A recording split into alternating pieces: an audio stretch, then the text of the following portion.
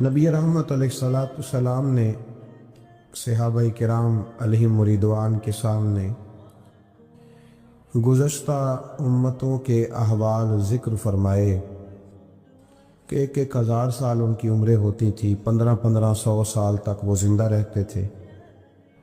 تو صحابہ کے دلوں میں تجسس پیدا ہوا کہ اگر عمر 1000 سال ہوگی تو نماز بھی تو 1000 سال ہی پڑھیں گے نا، اگر عمر 1500 سال ہوگی تو روزے، عبادتیں، یہ سارے کام بھی تو بڑے زیادہ کرتے ہوں گے۔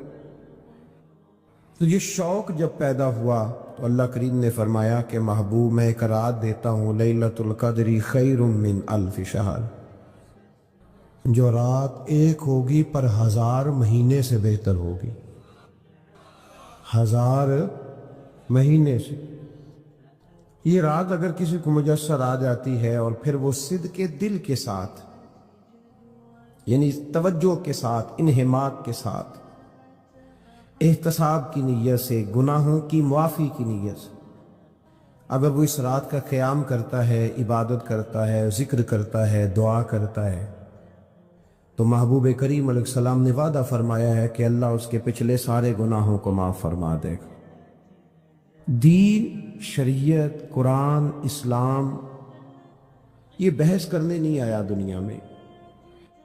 علماء جو بحث کرتے ہیں وہ توضیحات کے لیے، تشریحات کے لیے، تفاسیر کے لیے، وہ ان کا مقام ہے، لیکن ہم جو عوام بحث کرتے تو سمجھ لیں کہ دین بحث کرنے کے لیے نہیں آیا، دین تو عمل کرنے کے لیے آیا، اس پر عمل کیا جائے گا، عمل کی کوشش کی جائے گی۔ اور قرآن مجید نے کہا من عمل صالحا من ذکر او انثی، جو کوئی بھی اچھے عمل کرے چاہے وہ مرد ہو یا عورت ہو، وَهُوَ مُؤْمِنٌ، شرط یہ ہے کہ وہ مومن ہو، فَلَنُحْيِيَنَّهُ حَيَاةً طَيِّبَةً، فرمایا ضرور ہم اسے پاکیزہ زندگی عطا فرما دیں گے۔ جو عمل والے لوگ ہوتے ہیں انہیں اللہ کون سی زندگی دیتا ہے؟ حیات طیبہ، پاکیزہ زندگی۔ اللہ پاک، صاف ستھری، غلاظتوں سے پاک زندگی دیتا ہے جو بندہ عمل کرتا ہے۔ توبہ کا مطلب یہ ہوتا ہے کہ میں پچھلے گناہ پہ شرمندہ ہوں اور آئندہ نہ کرنے کا پکا وعدہ کرتا ہوں۔ انسان ہے، وعدے کے باوجود بھی کہیں غلطی کر لیتا ہے تو اللہ معاف کرنے والا ہے، لیکن وہ ساری رات روتا رہا، ہر مسجد سے چیخنے کی آواز آئی، اس نے ساری رات مسجد میں رو کے گزاری، لیکن جھوٹ چھوڑنے کا اس کا ارادہ ہی کوئی نہیں۔ وہ تو کہہ رہا ہے 3 دن کا رمضان رہ گیا ہے، پھر میں نے دیکھ نہیں لینا تمہیں، فساد چھوڑنے کا اس کا پروگرام ہی کوئی نہیں۔ وہ تو میاں طے شدہ بات ہے کہ سویرے وہ دکان پہ جائے گا اور صبح جو بیسن بیچے گا نا سموسے اور پکوڑے کے لیے، اس میں بھی ملاوٹ کرنے کا ارادہ رکھتا ہے۔ تو یہ ساری رات توبہ توبہ کہنے کا کیا مطلب ہوا؟ کھل کے ساری رات اس نے توبہ توبہ کی۔ حضرت عمر فاروق رضی اللہ تعالیٰ عنہ کے بارے میں امام ابن جوزی نے لکھا ہے کہ رات کو نا گھر کے اندر بیٹھے بیٹھے اچانک رو پڑے حضرت عمر، 62 سال عمر ہے، خلافت کے آخری ایام چل رہے تو رو پڑے ایسے ہی گھر میں بلا وجہ ہی۔ آپ کی اہلیہ نے، زوجہ نے بیٹے کو اٹھایا، فرمایا پتہ کرو تمہارے باپ کو کیا مسئلہ ہے، کہیں کوئی تکلیف تو نہیں، درد تو نہیں، صاحبزادے آئے، ابا جی کیا بات ہے؟ فرمایا اماں کو بلاؤ۔ سب لوگ جمع ہو گئے تو جناب عمر فاروق رضی اللہ تعالیٰ عنہ فرمانے لگے کہ بیٹھو میرے ارد گرد۔ سب بیٹھ گئے تو فرمانے لگے آج جب میں مسجد سے نکلا تھا تو میرے نبی پاک کے سچے صحابہ، سچے رسول کے سچے صحابہ، حضور کے سچے غلام یہ کہہ رہے تھے کہ عمر بڑا ہی اچھا ہے، عدل والا ہے، انصاف والا ہے۔ تو ابا جی اس میں رونے والی کیا بات ہے؟ تو فرمانے لگے ڈر یہ لگتا ہے کہ باہر تو میں اچھا تھا، کہیں گھر میں تو نہیں کوتاہیاں کرتا رہا۔ میری بات پہ توجہ کرنا، کہیں گھر میں آپ باتیں سن لیں تو شاید جتنی میں کرتا ہوں دوسرا کار ہی کوئی نہ سکے، لیکن جب عمل کے رستے پہ ہم نکلتے ہیں تو وہ مسدود ہے، وہ پاند ہے۔ عمل کس نے کرنا ہے؟ آپ کوئی آیت پڑھیں تو یہاں غلطی نکالنے والے 20 لوگ مل جائیں گے، 20 لوگ، لیکن اس آیت پہ عمل کرنے والے کتنے ملیں گے؟ تو حضرت عمر فاروق رو رہے تھے، کہنے لگے کہیں تمہارے حقوق تو نہیں پامال کرتا رہا؟ تو آپ کی اہلیہ نے جب سنا تو وہ کہنے لگے عمر مجھے تو بڑا پرانا شکوہ ہے،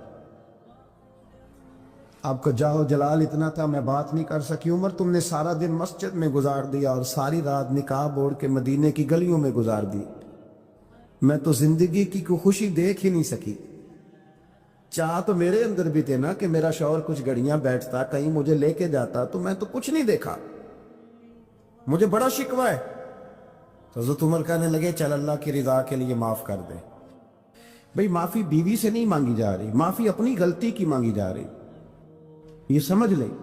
بیوی کے لیے تو خاوند کا بہت بڑا مقام ہے نا، لیکن یہاں غلطی کس بات کی ہے؟ اپنی کمزوری پر غلطی کا اعتراف کر کے معذرت کا سوال کیا جا رہا ہے۔ تو حضرت عمر کہنے لگے معاف کر دے، تو اہلیہ کہنے لگی میں نہیں معاف کرتی، میری شرط پوری کرے۔ فرمایا وہ کیا؟ فرمانے لگی قیامت میں جب اللہ آپ کے لیے جنت کا حکم دے گا تو آپ میری سفارش کریں گے اللہ کی بارگاہ میں؟ سفارش کریں گے یا اللہ مجھے کپڑے دھو کے دیتی تھی، میری عزت کی حفاظت کرتی تھی، میرے بستر کو پاک رکھتی تھی، کہیں گے؟ تو حضرت عمر فرمانے لگے تیرے ساتھ وعدہ رہا، رب نے اگر عمر کو اپنے فضل، اپنے کرم اور اپنے محبوب کے صدقے جنت دی تو عمر تیرے بغیر جنت میں نہیں جائے گا۔ عمل کا رستہ، عمل کا رستہ دیکھیں نا، 2 دفعہ استاد بات کرتا ہے، 2 دفعہ، اور کوئی زیادہ، ایک تو ہے نا کہ ایم اے اور جناب ایم ایڈ اور ایم فل اور پھر پی ایچ ڈی قسم کا استاد، ایک وہ جو matric P T C teacher ہے نا، وہ 2 دفعہ اسٹوڈنٹ کو کام کہے تو تیسری دفعہ وہ ناراض ہو جاتا ہے، کہتا ہے میں 2 دفعہ کہا ہے۔ بچے کو آپ 2 دفعہ کہتے ہیں اور اگر تیسری دفعہ کہنا پڑے تو غصہ آتا ہے نہیں آتا؟ بھئی تو نے اتنی دفعہ کہا تو سمجھ نہیں رہا بات کو۔ اور اگر اللہ کریم قرآن مجید میں سینکڑوں دفعہ کہے نماز پڑھو، سینکڑوں دفعہ، اور یہ بہانے کر رہا ہے، یہ بھی پروگرام بنا رہا ہے، پھر کہتا ہے میں بے چین رہتا ہوں، میں بے قرار رہتا ہوں۔ عمل کا رستہ اس کو اختیار کریں، آپ سکون میں رہیں گے۔ بد عمل آدمی اور بے عمل آدمی یہ ہمیشہ پریشان رہتے ہیں، ہمیشہ۔ عمل کریں، توبہ کریں تو پھر بدل جائیں، پھر تبدیلی آئے، اور یہ کوئی مشکل کام نہیں، جو بدلنے والے تھے وہ بدل گئے، بڑا کچھ کرتے تھے پر پھر وہ لوگ بدل گئے۔ حضرت فضالہ رضی اللہ تعالیٰ عنہ کہتے ہیں کہ میں بڑا دلدادہ تھا عورتوں کا، اور میرا ماحول یہ تھا کہ میں قتل بھی کر لیتا تھا، معاذ اللہ چوری بھی کر لیتا تھا، اور رات میری طبیعت تھی معاذ اللہ نہیں سے نہیں عورت کے پاس جانا۔ کہتے ہیں ابو جہل نے اعلان کیا کہ جو نبی پاک علیہ السلام کا سر اقدس معاذ اللہ کاٹ کے لائے گا، نقل کفر، کفر نہ باشد، 100 سرخ اونٹ انعام ملے گا۔ تو میں نے ارادہ کر لیا کہ میں بہت سارا انعام حاصل کروں گا۔ قرآن مجید میں نا اللہ فرماتا ہے کہ بہت سارے لوگ ایسے ہیں جنہیں اگر میں رزق میں کشادگی دے دوں، زیادہ پیسے دے دوں، فرمایا باغی ہو جائیں، وہ سرکش ہو جائیں۔ یہ بہت سارے لوگوں کو جو اللہ تبارک و تعالیٰ اعتدال میں رکھتا ہے تو یہ ان کے لیے بہتر ہے۔ ہر بندہ دولت کے ہوتے ہوئے نیک ہو سکتا، تو یہ اللہ اگر رکھتا ہے نا اعتدال میں تو شکر کرے اللہ کا، ورنہ تو لوگ عیاشیاں کریں، پتہ نہیں کیا کچھ کر گزرے۔ تو حضرت فضالہ کہتے ہیں کہ میں نے خنجر تیار کیا اور میں نے بغل میں اس کو چھپایا، اوپر میں نے چادر اوڑھ لی۔ اب مجھے پتا تھا ظہر کی نماز کے بعد نبی پاک صلی اللہ علیہ وسلم طواف کعبہ کے لیے، بیت اللہ شریف کے طواف کے لیے جاتے ہیں۔ کہتے ہیں میں بھی اس طرف بڑھا، رستے میں نا وہ خاتون جس کے گھر میں نے رات آنا تھا، میں نے دروازے پہ دستک دی، میں نے کہا کہ تیار رہنا، تیار رہنا، آج میں بڑے پیسے لے کے آؤں گا۔ اسے میں نے یہ کہا اور پھر میں چلا گیا بیت اللہ شریف کا طواف کرنے۔ کہتے ہیں اللہ کے محبوب بھی طواف کر رہے تھے تو میں نے بھی طواف شروع کر دیا۔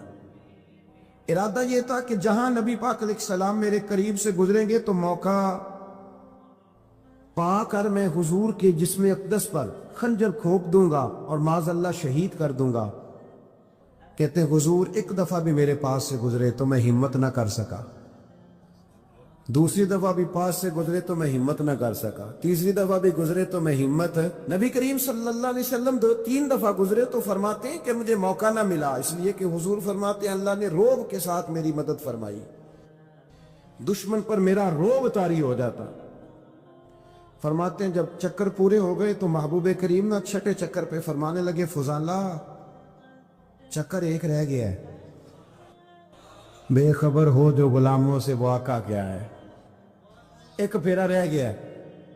کہتے طواف مکمل ہو گیا تو محبوب میرے قریب آئے، فرمایا وہ کام کرتے کیوں نہیں جس کے لیے آئے تھے؟ میں نے عرض کی یا رسول اللہ کون سا کام، کیسا کام؟ اندر تو چور تھا نا، بان فقیروں کسے نہیں ماریا اے ہوئی چور اندر دا، اندر چور تھا نا۔ کہتے ہیں حضور نے مجھے کندھے سے پکڑ کے ہلایا، فرمایا کرتے کیوں نہیں؟ جب حضور نے ہلایا تو وہ خنجر بھی پیروں میں گرا اور میں بھی رسول اللہ کے پیروں میں گر گیا۔ میں نے کہا حضور مجھے کلمہ پڑھا دے۔ کہتے ہیں حضور نے پہلے میرے دل پہ دست مبارک پھیرا، پھر میرے نبی نے مجھے کلمہ پڑھا دیا۔ اب نہ مرید ہونے والا کہتا ہے کہ جی آہستہ آہستہ میں ٹھیک ہو جاؤں گا۔ اب وہ آہستہ آہستہ کا کیا ترجمہ ہے یہ بالکل سمجھ نہیں آتی۔ بھئی کسی بندے سے 5 لاکھ روپیہ لینا ہے تو اس سے وہ کہتا ہے جی میں آہستہ آہستہ دوں گا، 500 روپیہ دے دیا کروں گا روز کا، تو کہتے ہیں میری رقم خراب ہوتی ہے، پورے دو۔ اور نیکی کی بات جب آتی ہے تو کہتے ہیں حضرت صاحب دین اتنا سخت نہیں ہے، میں آہستہ آہستہ ٹھیک ہو جاؤں گا۔ اب میں مغرب عشاء پڑھنی شروع کر دیا میں نے، اب میں تسبیح لے لی ہے، کل میں نے بھی آہستہ آہستہ میں ٹھیک ہو جاؤں۔ یعنی رقم لینی ہو تو وہ آہستہ آہستہ قبول نہیں ہے، لیکن اور مکان کی رجسٹری اگر کرانی ہو تو مالک مکان کہے کہ آہستہ آہستہ کرا لو، کہتے ہیں پیسے پورے دیے، سویرے چل اور بیان دے۔ یہ کیا بات ہے؟ یہاں یہ جو ہمارا ماحول تھا نا کر لیں گے ہو جائے گا، یقین کریں لوگ قبروں میں چلے گئے ہیں پر مسجدوں میں نہیں آئے۔ ہر کام سے لوگ ریٹائر ہوئے پر گناہوں سے ریٹائر نہیں ہوئے، آخر تک تباہی اتر گئی لیکن لوگ بدلنے کو تیار نہ ہوئے۔ حضرت فضالہ کہتے ہیں ابھی میں نے کلمہ پڑھا، ابھی میں واپس آیا، رستے میں وہ بی بی کھڑی تھی، کہتے ہیں میں وہ شخص تھا کہ عورتیں مرتی تھی میرے اوپر اور کسی کی جرت تھی کہ وہ آئیں بائیں شائیں کرے، لیکن فرماتے ہیں میں بی بی کے پاس سے گزر گیا، پہلے تو اس کا خیال تھا رکے گا، لیکن جب میں رکا نہ تو دروازے پہ آئی، اور جب میں گزر گیا تو اس نے آواز دی، لیکن میں نے سنی انسنی کر دی، جب آگے بڑھا تو میرے پیچھے دوڑی۔ فرماتے ہیں مجھے پکڑ کے کہنے لگی فضالہ تجھے کیا ہوا، تو وہی نہیں جو یہاں سے گیا تھا؟ آپ فرماتے ہیں میں کبھی نہیں رویا تھا، میں کبھی نہیں رویا تھا، اور جب کہا نا تو وہی نہیں، کہتے میں نے سر اٹھایا تو میری آنکھوں میں آنسو تھے، میں نے کہا میں جو گیا تھا وہ نہیں ہوں، اب تو میں محمد عربی کا غلام بن گیا، اب میں وہ نہیں ہوں، اب نہیں ہو سکتا کہ کوئی میری نظر میلی ہو جائے، یہ کیسے ممکن ہے؟ اب نا اسلام کی تعریف ہم نے یہ کی ہے کہ خبردار کوئی ہمارے قریب نہ آئے، ہم کسی کو بات نہیں کرنے دیتے کہ ہم مسلمان ہیں، ہم بات نہیں کرنے دیتے۔ پتہ کیا بات ہے؟ ایک میری یہ تقریر ہوتی ہے ممبر پہ، اور ایک میرا عمل ہوتا ہے جب میں سفر کرتا ہوں، جب میں گاڑی میں بیٹھتا ہوں، جب میں دوستوں سے ملتا ہوں۔ جب ان دونوں باتوں میں تضاد آتا ہے نا، تضاد، تو لوگ تقریر کو جذبات نہیں کہتے، ایک فن بن جاتی ہے تقریر۔ آپ کو پتہ ہے نا وائزین نعت خواں کہتے ہیں میں نے محفل لوٹ لی، پھر لوگ شمار کرتے ہیں کتنے لوگوں نے سبحان اللہ کہی، پھر لوگ شمار کرتے ہیں کہ آج 5 بندے روئے بھی تھے جب میں تقریر کر رہا تھا۔ تو پھر یہ فن ہے، یہ جذبات کا اظہار۔ سمجھ لے بات کو کہ عمل جب آپ نہیں نہ کرتے عمل، تو آپ خود بڑے بے چین رہتے ہیں کہ یار یہ میں کیا کر رہا ہوں، یہ کون سا گورکھ دھندا ہے کہ میرا عمل صفر ہوتا جا رہا ہے۔ ہمارے ایک استاد تھے تو وہ فرمایا کرتے تھے کہ اگر پڑھے لکھے آدمی کو تم بے عمل دیکھو تو اس سے دور ہٹ جایا کرو، ورنہ تمہیں بھی بے عمل کر دے گا۔ میں نے ان سے عرض کی، میں نے کہا حضور یہ کیا ہے؟ تو فرمانے لگے اپنے حضرت صاحب سے پوچھنا، وضاحت کریں گے۔ میں نے حضرت صاحب سے کہا جی عجیب بات کر دی ہے، علم والے بندے کے پاس بیٹھ کے تو علم آتا ہے۔ تو وہ فرما رہے تھے کہ علم والے بندے کے پاس اگر وہ بے عمل ہو تو بالکل نہ بیٹھنا۔ تو حضرت صاحب فرمانے لگے انہوں نے صحیح کہا ہے۔ اب بات بہت بڑی ہے، پتہ نہیں آپ کی سمجھ میں آتی ہے نہیں آتی، بہرحال کر دیتا ہوں۔ پڑھا لکھا بندہ اگر بے عمل ہو تو اس کے پاس ہے، تو میں نے کہا حضور کیوں؟ فرمانے لگے اس لیے کہ وہ اپنی بے عملی پر بھی دلائل دے گا، وہ بے عملی پر بھی دلیلیں قائم کرے گا کہ یہ وجہ ہے تو اس لیے میں ایسے کر رہا ہوں۔ تو چونکہ وہ بے عمل ہے اور ہے پڑھا لکھا، نبی کریم صلی اللہ علیہ وسلم کے غلام نہ پل بھر میں بدل جاتے تھے۔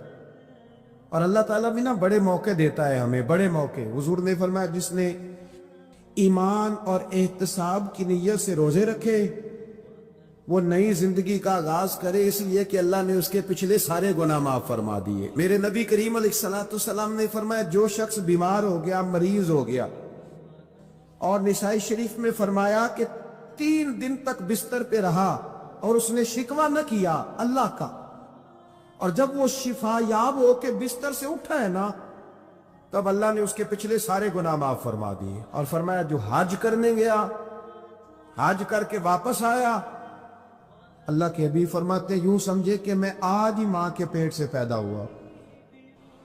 بڑے موقع اللہ نے دیے، بڑے موقع، بڑے سارے موقع عطا فرمائے کہ میں تیرے پچھلے گناہ معاف کر دوں گا، تو بھی تو نئی زندگی کا آغاز کرنا، تو بھی تو شروع کرنا نئے سرے سے، تو بھی تو بدل کے آنا، تو بھی تو اپنے اندر تبدیلی پیدا کرنا۔ سالوں بیت گئے، ہمیں سالوں بیت گئے، تقریر کرتے، تقریر سنتے، قرآن سنتے، پورا پورا قرآن سنتے، ترجمہ اور تفسیر لوگوں نے پڑھ پڑھ کے بڑا بڑا جگہوں پہ لوگ دلائل دیتے، بات کرتے۔ کب وہ وقت آئے گا جب ہم عمل کریں گے؟ تھوڑا تھوڑا مجھے سفر کرنا پڑتا ہے، دنیا میں گھومتا رہتا ہوں، تو کچھ چیزیں ایسی ہوتی ہیں جو کبھی کبھی انوکھی ہو جاتی ہیں۔ میں ایک جگہ پہ تھا تو وہاں 4 5 6 عمرے کے ٹکٹ تھے محفل میں، تو ہمارے آپ کو پتہ ہے نا وہ تو دلیلوں والے لوگ ہیں، ان بیچاروں کو بھی کوئی دلیل نہیں ملتی۔ تو ایک صاحب مجھے کہنے لگا جی عمرے کا ٹکٹ دینا جائز ہے قرآن اندازی کر کے؟ میں نے کہا یار چلو جائز ہی رہنے دو، تیری مہربانی، کہ اب اس پہ بھی اعتراض آ گیا ہے۔ میں نے کہا 100% جائز ہے، کوئی اس میں کوئی ایسی بات نہیں ہے، لیکن اندازی تو شروع ہو گئی جو حدیث میں نہیں آئی، عمرے کے ٹکٹ والی ہے جائز۔ اور نبی پاک نے جس قرآن اندازی کا کہا تھا وہ کب ہوگی؟ حضور نے فرمایا تمہیں پہلی صف کے ثواب کا پتہ چل جائے تم قرآن اندازی کرو۔ وہ کس دن کرنی ہے؟ کس مسجد میں ہوتی ہے؟ حضرت عبداللہ ابن مسعود فرماتے ہیں تمہیں پتہ چلے اذان کا ثواب کتنا، تم قرآن اندازی کرو۔ کب کرنی ہے؟ کون پڑھے گا اذان؟ کون یہ آگے بڑھ کے کام کرے گا؟ بھئی جو قرآن اندازی حدیث میں ہے وہ کب ہوگی؟ یہ تو قرآن اندازی شروع ہو گئی اور ہو رہی ہے، اب تو لوگ جہیز دینے لگے ہیں قرآن اندازی کر کے، یہ ماحول بن گیا۔ دین عمل کرنے کے لیے آیا ہے، جو حکم میرے نبی پاک کے غلاموں کو ملا انہوں نے عمل کر کے دکھایا، انہوں نے عمل کر کے دکھایا، وہ عمل کے میدان کے لوگ تھے۔ حضرت ابوبکر صدیق سے زیادہ روایات مروی نہیں ہیں، اگر ڈھونڈنے نکلو گے تو زیادہ قول نہیں ملیں گے ان کے۔ حضرت عمر فاروق کے زیادہ اقوال، زیادہ ارشادات آپ کو نہیں ملیں گے۔ حضرت سیدنا عثمان غنی کی زیادہ باتیں آپ کو نہیں ملیں گی، ان کا عمل ملے گا، ان کا کردار ملے گا، ان کا لب و لہجہ ملے گا، زندگی گزارنے میں کیا طریقہ اختیار کیا وہ آپ کو ملے گا۔ اب تو وہ لوگ رخصت ہو گئے جن کے عمل سے لوگ زندگی پکڑتے تھے، عمل سے، کردار سے۔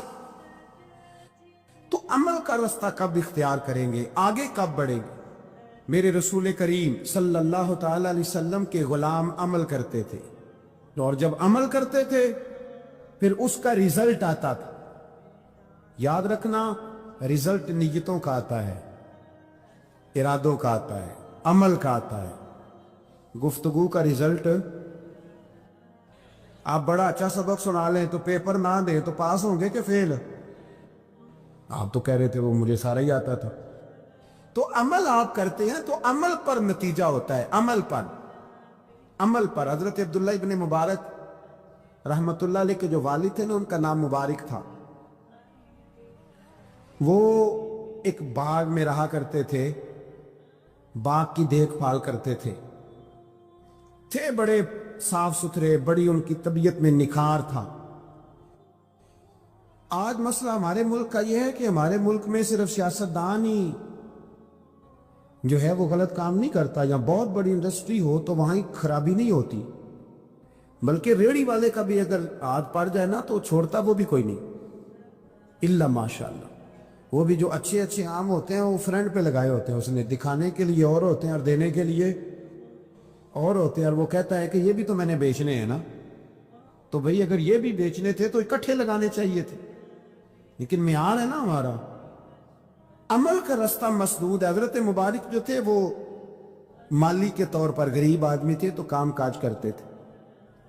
तो एक दिन बाग का मालिक आ गया, उसने आके आपसे कहा कि किन्नों का बाग था, उसने कहा कि लाओ एक, किन्नों ला के दिया तो खट्टा था। उसने कहा ये नहीं ठीक, दूसरे दरख्त से लाओ, दूसरे से लाए तो वो भी खट्टा था, तीसरे से लाए वो भी खट्टा था। कहने लगा बेटे कितने साल हो गए तुम्हें? तो फरमाने लगे 10-12 साल। तो कहने लगे तुम्हें भी नहीं पता किस जगह का किन्नू मीठा है, सारे कड़वे लाए हो। तो आप फरमाने लगे आपने मुझे देखभाल के लिए रखा हुआ है, किन्नू चखने के लिए नहीं रखा। मुझसे कसम उठा लें कभी मैंने चखा भी हो, इसलिए कि मेरे जिम्मे और का। पाक का मालिक इतना खुश हुआ कि उसने आजाद भी कर दिया, अपनी बेटी का निकाह भी कर दिया, और वो बाग भी आपको तोहफे में दे दिया। इनके घर हजरत अब्दुल्ला बिन मुबारक पैदा हुए। इनके वालिद गिरामी कहते हैं कि एक दिन फिर ऐसा हुआ कि मैंने ना बाग बड़ा सजाया, सवारा, मेहनत करी। बादशाह आ गया, तो बादशाहों को भी कुछ चीजें पसंद आ जाती है ना, और हमारे मुल्क में तो ढेर सारे लोग बादशाह हैं, ढेर सारे लोग बादशाह हैं। अगर किसी तगड़े बंदे को किसी गरीब की झोंपड़ी पसंद आ गई फिर उसे देनी ही पड़ेगी। बल्कि ऐसी ऐसी खबरें सुनने को मिलती हैं कि चौधरी साहब ने आके कहा है कि मुफ्त देनी है कि पैसे लेकर देनी है, ये यहां तक खबरें। तो बादशाह आ गया, उसने देखा बड़ा सजा संवरा बाग है। उसने हजरत मुबारक से कहा कि मुझे ना जूस बना के पिलाओ किन्नों का। तो हजरत ने उसे ना जूस दिया, उसने पिया तो बड़ा मजा आया। कहने लगा एक गिलास और नहीं देते? तो हजरत और बनाने लगे। तो उसके दिल में ना उससे पहले ख्याल आ गया कि पाक बड़ा शानदार है और फल भी बड़ा मजेदार है, तो कब्जा ना कर लूं, अपना ही ना हो जाए। ये इसको देते हैं थोड़े बहुत पैसे, ये निकल जाएगा, ना भी निकला तो डांट देंगे। इतनी देर में ना हजरत मुबारक रहमतुल्लाह ताला अलैह एक गिलास शरबत का और बना के ले आए। अब बादशाह को दिया ना, तो अब जो गिलास आया तो कड़वा था, उसैला था, खट्टा था। तो बादशाह के गले को पड़ा तो कहने लगा ये तुमने क्या किया? पहले तो बड़ा मीठा था, बाग वही है तो जायका कैसे बदल गया? तो आप फरमाने लगे वो बादशाह की नीयत बदली है ना, बादशाह की नीयत बदली है तो इसका भी जायका बदल गया है। तो नीयत ना आपकी बदलती। तो ये हुजूर का फरमान है, फरमाया अल्लाह के कुछ बंदे ऐसे होते हैं जो अल्लाह के दिए हुए नूर से देखते। कहा आपकी नीयत बदल गई तो इसका जायका बदल गया। अब बादशाह ने दिल में कहा नहीं यार, बंदा कह तो ठीक ही रहा है, ये तो इसकी मेहनत से अल्लाह ने फल दिया, मुझे ऐसा नहीं करना चाहिए। तो हजरत दौड़ के गए तो दूसरा जूस का गिलास बना के लाए। अब दिया तो मीठा था। कहने लगा अब क्या हुआ? फरमाने लगे आपकी नीयत ठीक हो गई है तो रब ने जायका भी ठीक कर दिया है। नबी पाक अलैहिस्सलाम ने फरमाया अल्लाह तो तेरे गुमान के करीब रहता है, तेरे गुमान के। ये मैं बच्चों को ना थोड़े दिन पहले मैं उन्हें कह रहा था, दीन में आगे बढ़ने के लिए कोई सियासत ना करना, कोई चक्कर ना चलाना। मैंने चक्कर चलाने वाले लोग हमेशा पीछे रह जाने वाले देखे। थोड़ा कर लेना पर उतना करना जितना मुखलिस होके हो सके। कोई चक्कर चलाना, किसी खाते में पड़ना, इससे बचना, ना पीछे रह जाओ। میں نے بڑے بڑے تیز لوگوں کو زندگی میں زیرو دیکھا ہے، اور بڑے بڑے سادے لوگ جن کو 50,000 روپیہ گننا پڑ جائے تو تھک جائیں، لیکن اللہ نے انہیں دیا ہے تو بغیر حساب کتاب ہی عطا فرمایا ہے۔ تو ہم نہ نیتوں کے بل بوتے پر عمل کریں، خالی باتیں نہ کریں، آپ کا جو عمل ہوگا وہ آسانی کر دے۔ دنیا میں کچھ چیزیں ایسی ہوتی ہیں جن کے کچھ خاص مقاصد ہوتے ہیں، اور کچھ چیزیں ایسی ہوتی ہیں جو ان مقاصد کی تکمیل کے لیے معاونت کرتی ہیں، وہ بھی بہت بڑا حسن ہوتی ہیں، بہت بڑا کمال ہوتی ہیں، لیکن کچھ چیزیں خاص ہوتی ہیں۔ ہم نے اپنے بچے کو کسی اچھے ادارے میں پڑھنے کے لیے داخل کرایا، کسی مدرسے میں، کسی اسکول میں، ہاسٹل میں اس کا قیام ہوا، تو ادارے والوں نے کھانا بڑا اچھا کھلایا اور رہنے کا بندوبست بڑا عمدہ کیا، اس کا پک اینڈ ڈراپ کا نظام بھی بڑا اچھا تھا، ساری چیزیں بڑی بہترین تھی، سارا کچھ ہی وہ صحیح کر رہے تھے، بس پڑھا نہیں رہے تھے۔ کھانا بھی اچھا دیتے تھے۔ اصل میں آپ موبائل دیکھ رہے ہیں، مجھے دیکھیں گے پھر سمجھ آئے گی بات کی۔ آپ بچے کو داخل تو کرایا تھا کہ وہ پڑھے گا، لیکن جس ادارے میں داخل کرایا وہ کھانا اچھا دیتے تھے، رہنے کو جگہ اچھی دیتے تھے، ان کی سارے معاملات بڑے عمدہ تھے، سہولیات ساری ٹھیک تھی، وہ پڑھاتے نہیں تھے۔ تو چلا جائے گا، باپ کہے گا ہمارا بچہ واپس کرو، ہم نے نہیں یہاں پڑھوانا، تو کہتے ہیں جناب کھانا تو اچھا دے رہے ہیں، سونے کا انتظام دیکھو کتنا، پورے کا پورا حال ہی ہمارا ایسی ہے، تو کہے گا کھانا ہم گھر بھی کھلا لیں گے، رہنے کا بندوبست گھر بھی ہو جائے گا، تمہیں تو بچہ دیا ہے کہ پڑھائی کرے۔ تو اگر پڑھائی نہیں کرتا تو اصل مقصد ہی ختم ہو گیا۔ کچھ چیزوں کے خاص مقاصد ہوتے ہیں۔ نبی کریم علیہ السلام کے دنیا میں تشریف لانے کا بھی کوئی خاص مقصد ہے۔ اگر امت حضور سے پیار پورا کرنا چاہیے، میلاد پورا منانا چاہیے، حضور کے ذکر پاک کی محفل پوری کرے، لیکن اس مقصد کو نہ سمجھے جس مقصد کے لیے حضور آئے۔ آپ میری بات کو سمجھے، اصل کام اگر رہ جائے نا، اصل کام، تو باقی کام سارے بھی ہوتے رہے تو پھر چیزیں جو ہوتی ہیں وہ اصول پر قائم نہیں رہتی۔ ہمیں حضور سے محبت بھی نعت بھی کھل کے پڑھنی ہے، ذوق شوق بھی پورا رکھنا ہے، لیکن جو محبوب کے تشریف لانے کا مقصد ہے اسے بھی کبھی نہیں بولنا، اس پر بھی غور کرنا ہے، اور اس مقصد کی تکمیل کے لیے حضور نے محنت بڑی فرمائی، جد و جہد کی ہے، راتیں بیدار رہ کر کے گزاری ہے۔ رسول کریم صلی اللہ تعالی علیہ وسلم کبھی منڈیوں میں، کبھی میلوں میں، کبھی طائف میں، کبھی جنگوں میں، یہ سارے کام حضور نے ان خاص مقاصد حسنہ کی تکمیل کے لیے کیے۔ میں نے زیادہ باتیں نہیں کرنی، آپ میری بات پر غور کریں گے تو میں جلدی بات کو سمیٹوں گا۔ تو قرآن مجید نے کئی مقامات پر ان مقاصد کا بیان فرمایا۔ ایک مقام پہ فرمایا وَدَاعِيًا إِلَى اللَّهِ بِإِذْنِهِ وَسِرَاجًا مُنِيرًا،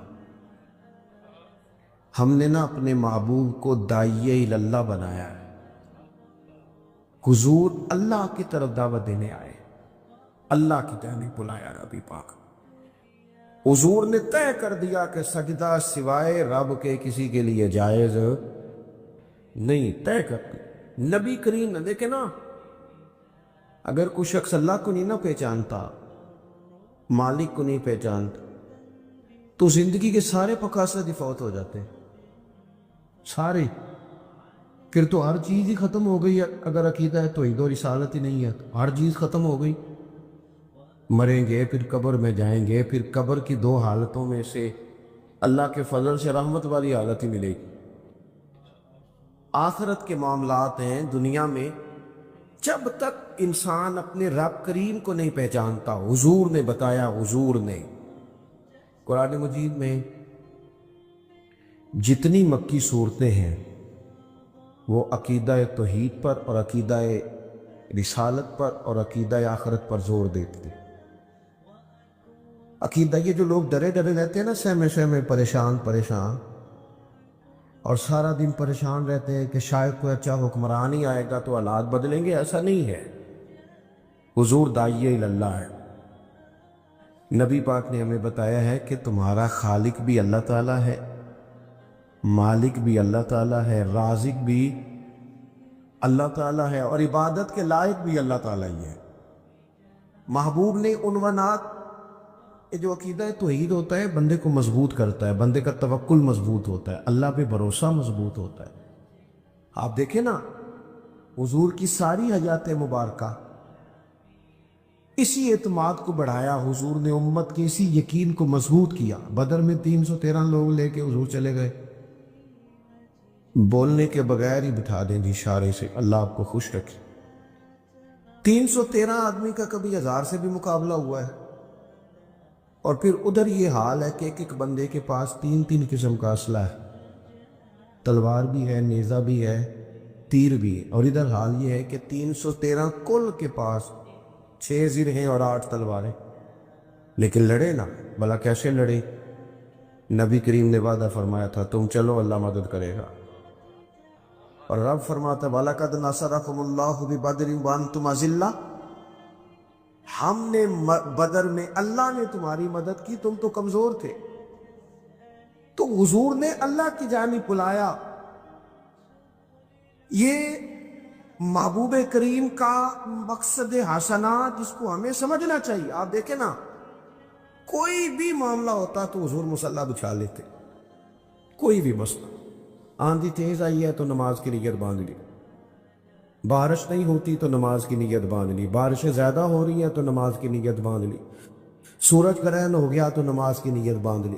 حتیٰ کہ بدر والے دن ساری رات رسول کریم نماز پڑھتے رہے، ساری رات، اور نماز بعد میں فرض ہوئی ہے۔ حضور تو بڑا عرصہ پہلے غار حرا میں جا کے عبادت کرتے تھے، دیر تک۔ تو نبی پاک علیہ الصلوۃ والسلام نے ہمیں اللہ تعالیٰ کی طرف رجوع کرنے کا کہا، توکل کرنے کا کہا، صبر کرنے کا کہا، شکر کرنے کا کہا، قناعت کرنے کا کہا۔ نبی پاک علیہ السلام نے خودداری کا سبق پڑھایا۔ ان چیزوں کو اس وقت انسان سمجھتا ہے جب اس کی طبیعت میں عقیدہ توحید مضبوط ہوتا ہے۔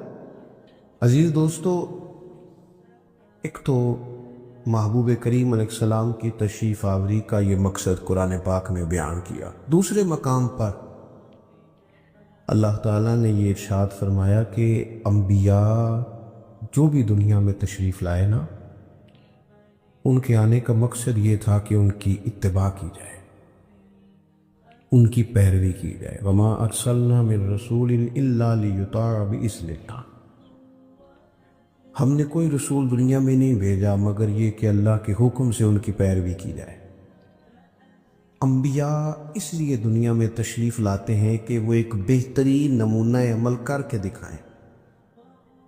انبیاء اللہ کے احکامات کی عملی صورت لوگوں کے سامنے رکھتے، اور انبیاء اس لیے آتے ہیں کہ ان کی پیروی کی جائے، ان کے نقش قدم چلا جائے۔ اور اگر پیروی رسول کریم علیہ السلام کی جائے،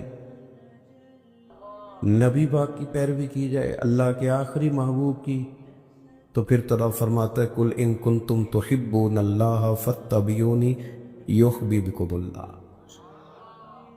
پھر تو اللہ فرماتا ہے محبوب آپ ان سے کہہ دیں کہ اگر یہ آپ کی پیروی کریں گے، رب سے محبت کی چاہت رکھنے والے آپ کی پیروی کریں، ملے گا کیا؟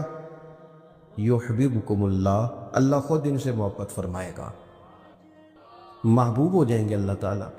اصول کی اور فرما برداری چند ایک چیزوں میں نہیں۔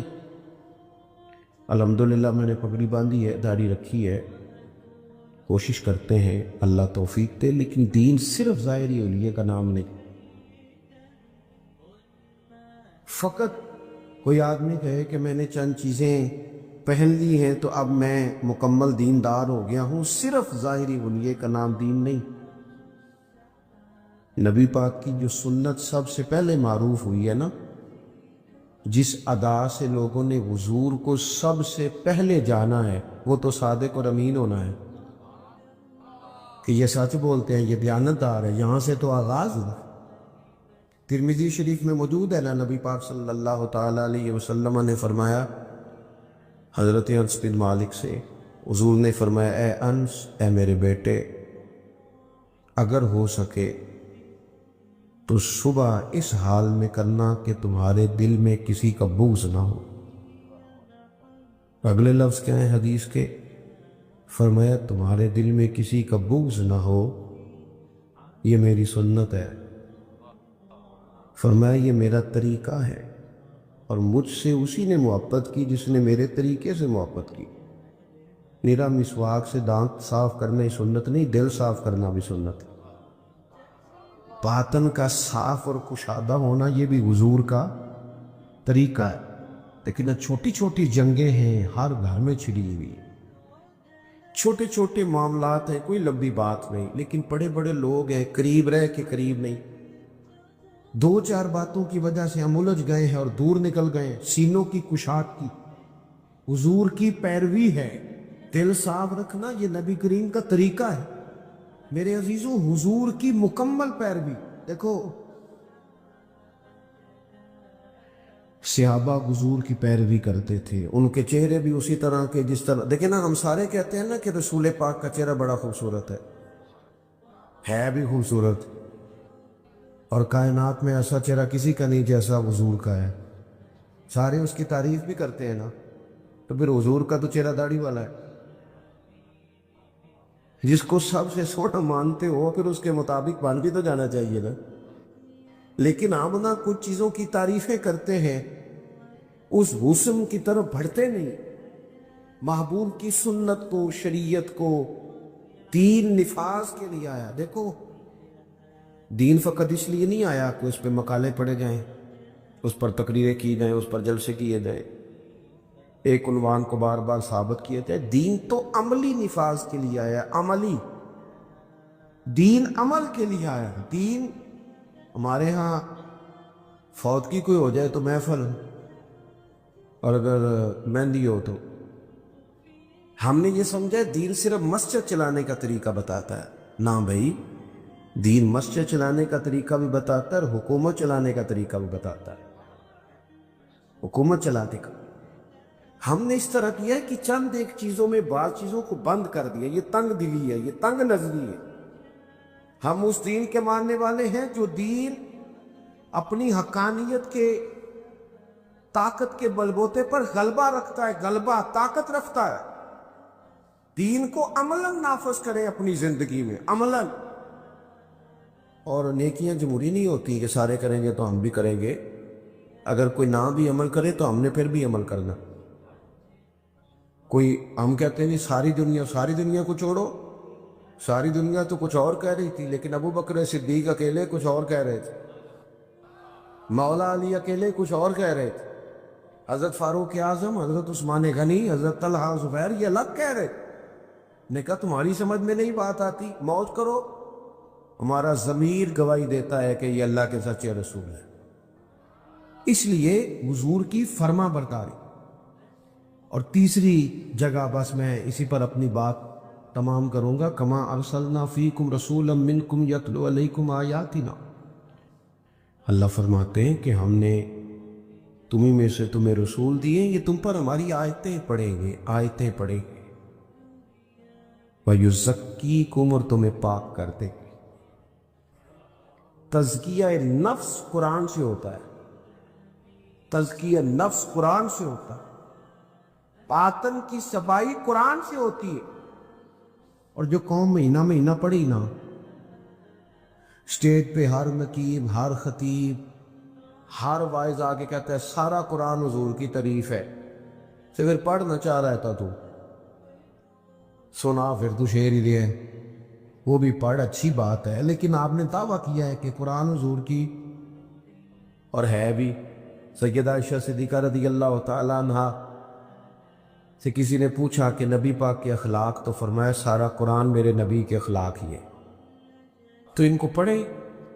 ابھی آپ دیکھیں نا، شاہ صاحب کتنا مزہ لے رہے تھے، قاری صاحب پڑھ بڑا عمدہ رہے تھے، لطف لے رہے تھے۔ سورہ والضحیٰ کی تلاوت ہو رہی تھی نا، اتنی بڑی بھی کوئی تعریف ہوگی جو اللہ نے بیان کر دی ہے۔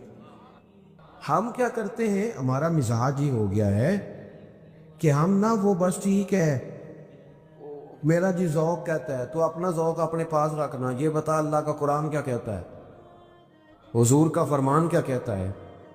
تو ایک تو قرآن مجید کی تلاوت، حضور کے آنے کا مقصد وَيُعَلِّمُكُمُ الْكِتَابَ وَالْحِکْمَةَ، دوسرا رب فرماتا ہے محبوب اس لیے آئے ہیں کہ تمہیں کتاب سکھائیں اور حکمت سکھائیں،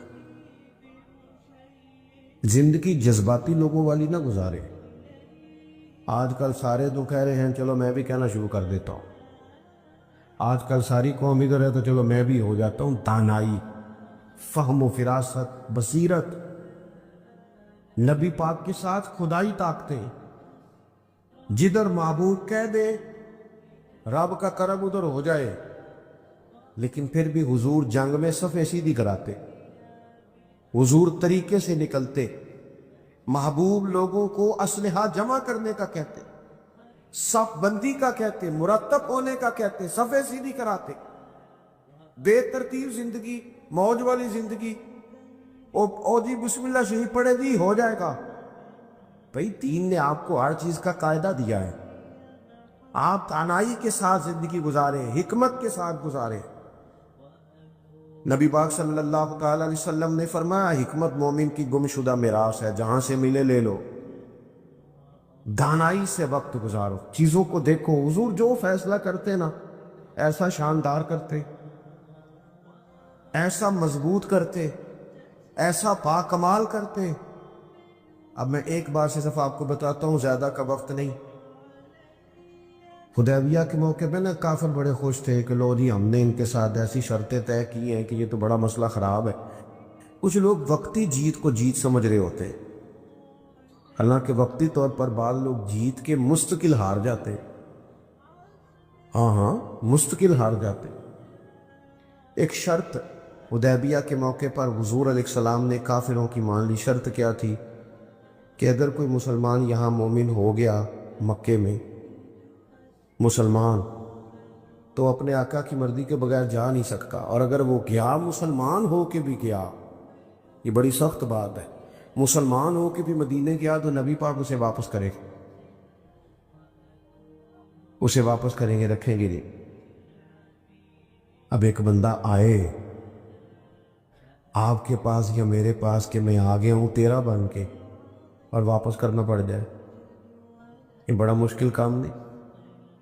بچہ ناراض ہو کے بھی خالہ کے گھر چلا جائے تو خالہ کہتی ہے پتر کار تیرا ہی ہے، لیکن ٹھیک نہیں، بڑا مشکل ہو جاتا ہے۔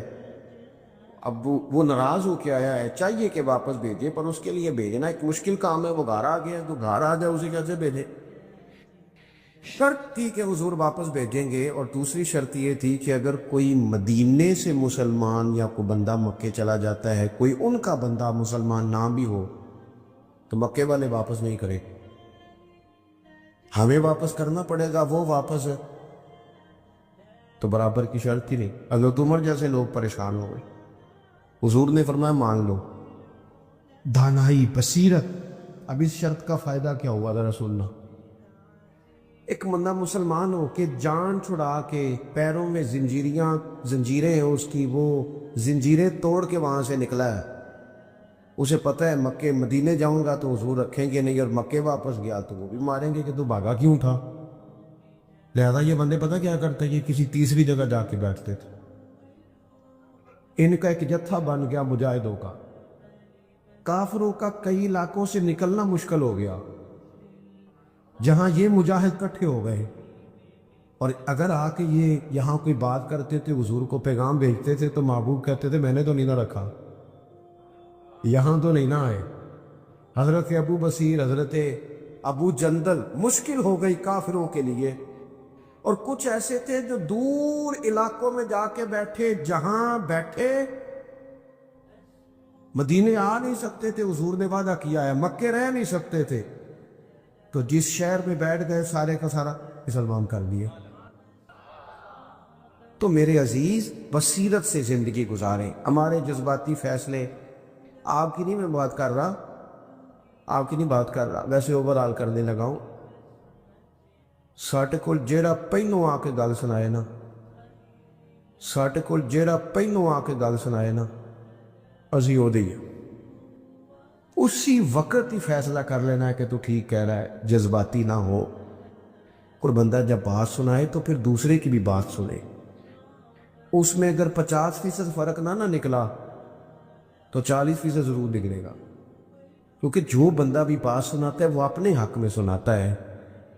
اور آخری بات یہ کہ وَيُعَلِّمُكُم مَّا لَمْ تَكُونُوا تَعْلَمُونَ، رب فرماتا ہے تم جو نہیں جانتے تھے وہ سارا میرے رسول تمہیں سکھائیں گے.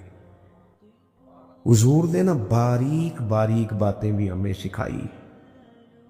کتاب و سنت پہ اگر بندہ چلے نا تو صرف جینے کا نہیں، مرنے کا بھی مزہ آتا ہے.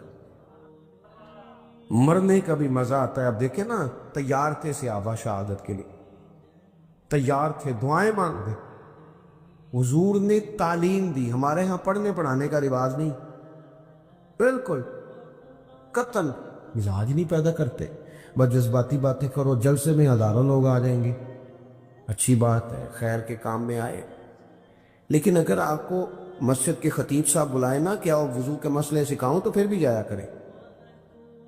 اس لیے کہ جس طرح تسبیح پڑھ کے سبحان اللہ سبحان اللہ سبحان اللہ پڑھنے کا ثواب ہے، اسی طرح وضو کے مسئلے سیکھنے کا بھی ثواب ہے، غسل کے مسائل سیکھنے کا بھی ثواب ہے. اپنے معاملات زندگی کو سیکھے. میں دعوے سے کہتا ہوں، ذمہ داری سے، کیونکہ ہمارے ہاں رواج نہیں. ہم نے وہی کرنا ہوتا ہے جو ساری دنیا کر رہی ہے. اگر یہ جلسے مرتب کر لیے جائے نا، ایک جلسے میں ماں باپ کے حقوق پہ بات ہو، ایک جلسے میں میاں بیوی کے حقوق پہ بات ہو. میرا یہ دعویٰ ہے کہ اگر لڑکی اور لڑکے کو صرف وہ حقوق جو کتاب و سنت میں ہیں شادی سے پہلے صرف سکھا دیے جائیں، کوئی ضروری نہیں کہ لوگ 100% عمل ہی کریں گے، لیکن اگر کوئی بات سیکھی ہوئی ہو نا، سنی ہوئی ہو، تو جب بندہ عمل کرنے لگتا ہے وہ ایک دفعہ بندے کے سامنے ضرور آتی ہے کہ یار یہ میں نے اس طرح سنا تھا. اگر ان کو مسائل سکھائے جائیں تو ڈھیر سارے کھارو جڑنے سے بچ سکتے ہیں. 1 مہینہ پہلے شیروانی کا آرڈر دیتے ہیں شادی سے، 2 ماہ پہلے آرڈر دیتے ہیں فرنیچر کا. 1 گھنٹہ لے جاؤ بیٹے کوئی سے بتاؤ کہ 3 دفعہ طلاق دے تو طلاق ہو جاتی ہے. اس کو شادی سے پہلے بتاؤ کہ اگر 3 دفعہ، اور بیٹی کو بتاؤ کہ اگر اس نے تمہیں 3 دفعہ کہہ دیا تو ختم ہو گیا معاملہ. اگر اسے پتا ہوگا نا کہ یہ میرے پاس 3 لفظوں کا چانس ہے تو کبھی بھی 3 طلاقیں اکٹھی نہیں دے گا. ہزاروں لوگ ہیں 3 طلاقیں دے کے پچھتا رہے ہیں، اب حال کوئی نہیں.